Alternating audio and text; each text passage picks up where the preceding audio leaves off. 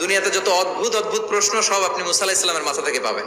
বিভিন্ন বিষয়ে আল্লাহরে প্রশ্ন করতেন। সাইয়েদনা মুসা আলাইহিস সালাম আল্লাহরে বললেন, আল্লাহ আপনি আমার এমন একটা জিকির শিখাইয়া দেন যে জিকিরটার শব্দ আপনি আর আমি ছাড়া কেউ জানবে না।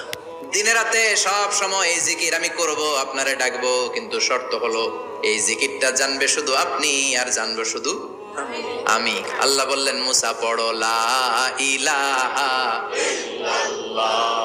মুসা আলাইহিস সালাম কয়, মাবুদ এটা তো জাতীয় জিকির, সবাই জানে। আমি তো চাইছি এক্সেলেন্ট একটা জিকির, কারো কাছে নাই, শুধু আমি জানবো আর আমি পড়বো।